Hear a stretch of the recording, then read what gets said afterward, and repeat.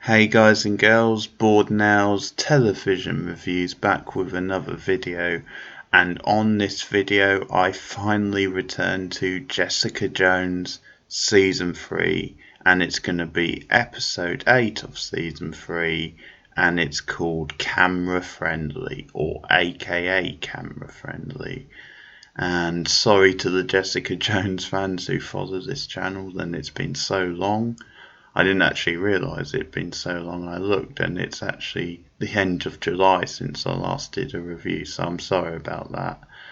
As some of you will know, I am trying now to catch up on the TV reviews now that I've got out of October and all the horror movie reviews.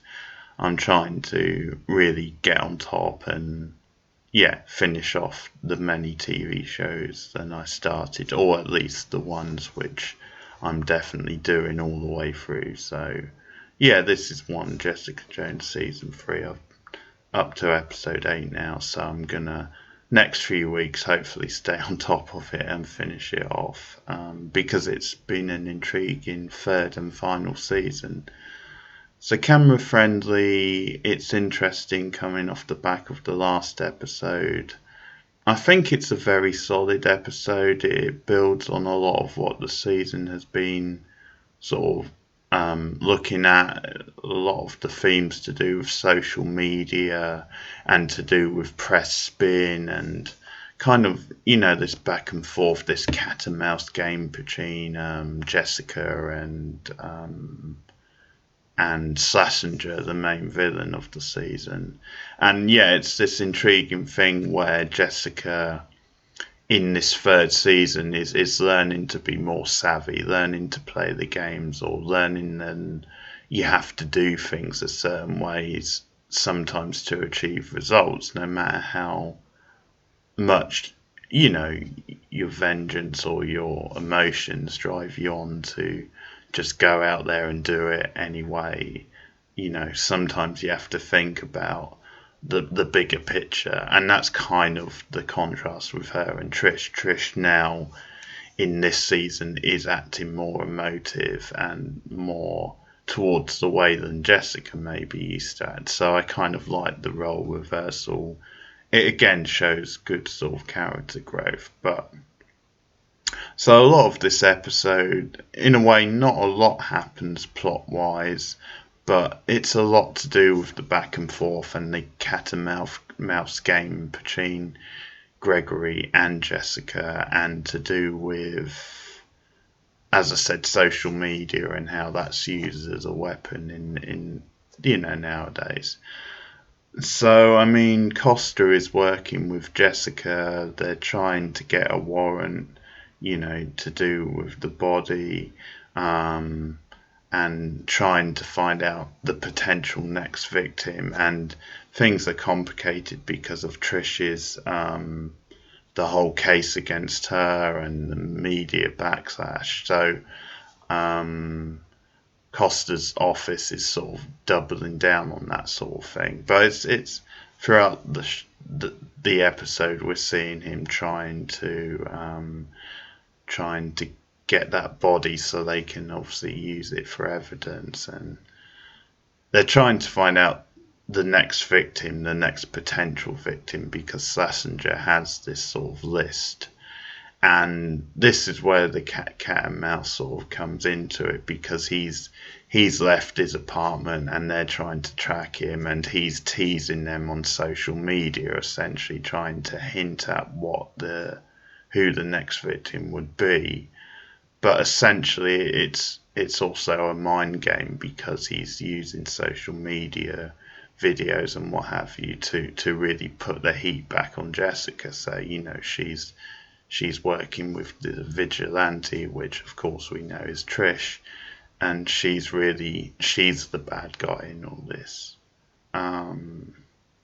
We get a little bit with Trish and her mum, with Trish's mum, saying to Jessica, then this course of action shouldn't have been taken without the involvement of her agent, which is of course me, so very self-centered once again.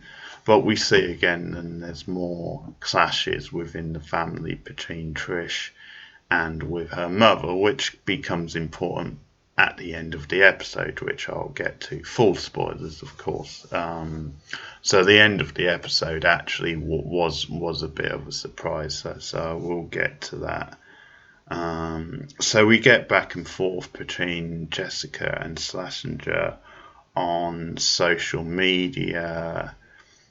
At the same time, the pressure's on sort of Malcolm at the firm, because Jerry she's got this surveillance tape of Trish robbing his office, basically, and or the vigilante, and he's saying, well, Jessica's involved in this, she's linked to this vigilante, and Malcolm is very loyal to Jessica. He says he doesn't believe it, and defends her, but Jerry sort of says, well, track them anyway, find out for sure. So that's quite an interesting thing, building with Malcolm and with his sort of conflict of interests and his loyalties.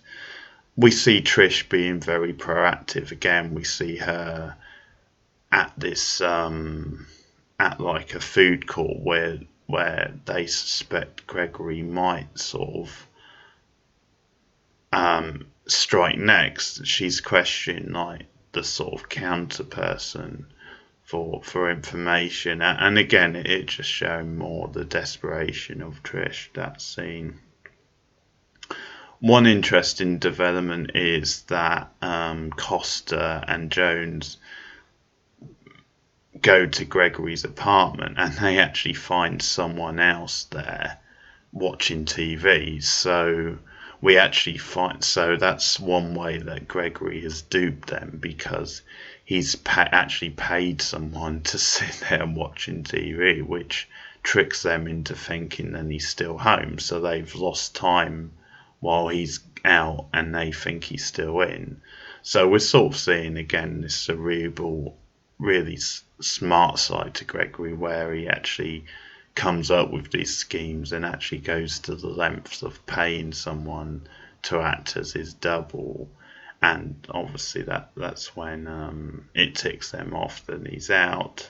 So we see them starting to pursue him, starting to try and track him, but essentially he is now one step ahead of them because of the time they've spent thinking that he's in and he's not in. It's this other guy.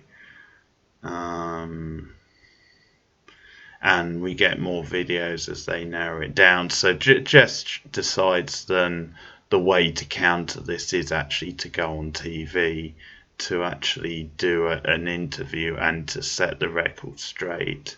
And she comes across very powerful in that scene. She uses a photograph of Gregory in the scene and says, you know, this guy is a killer, he's whatever she says, a psychopath.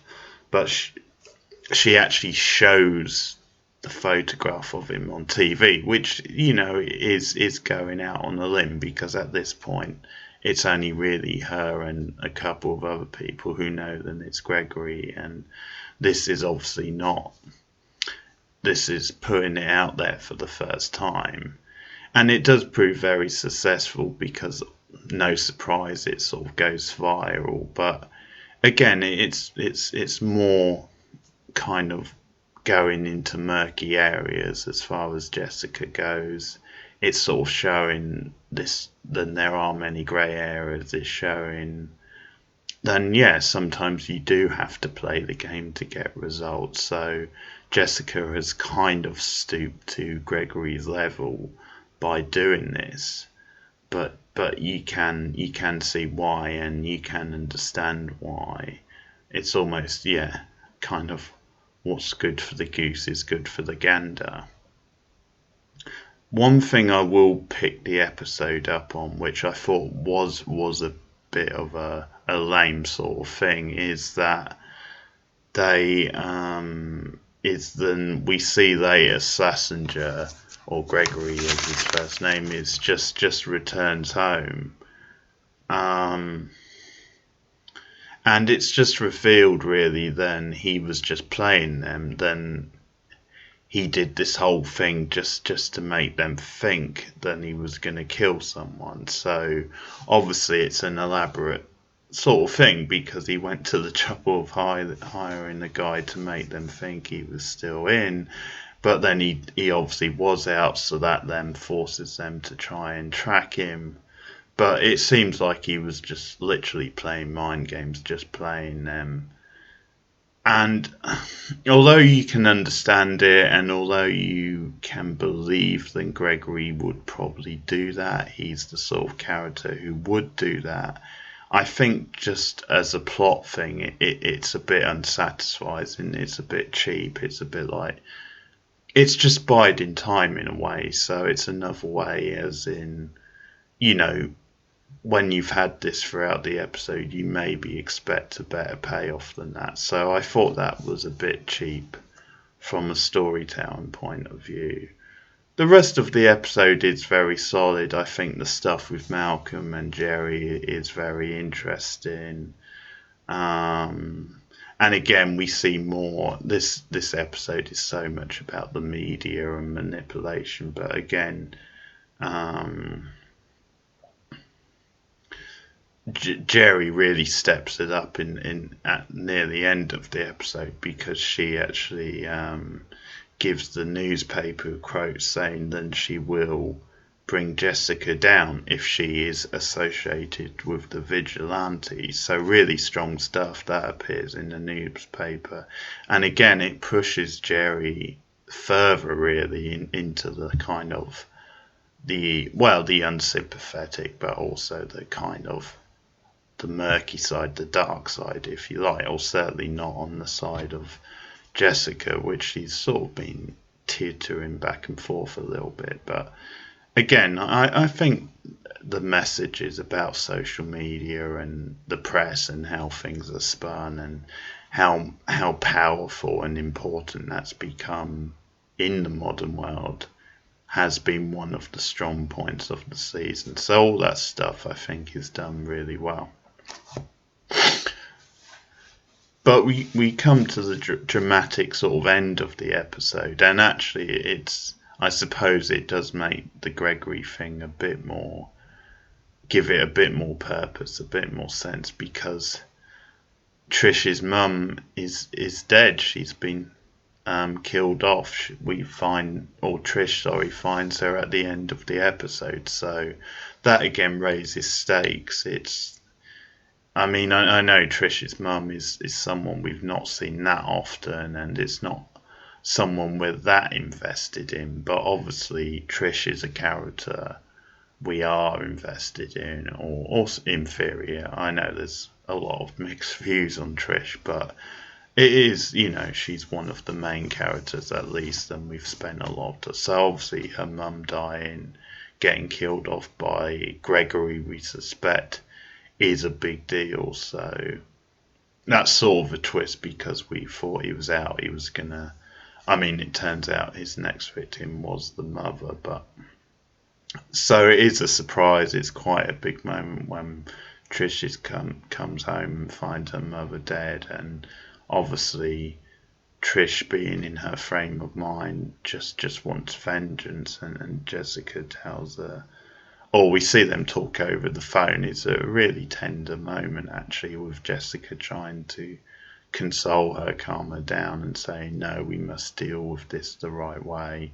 But Trish doesn't want any of it. She wants to go out and get vengeance on Gregory, and well, yeah, we can all sympathise with that.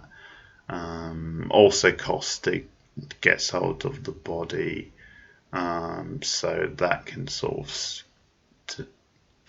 of get rolling a bit now, and that should support them in trying to bring Gregory to justice.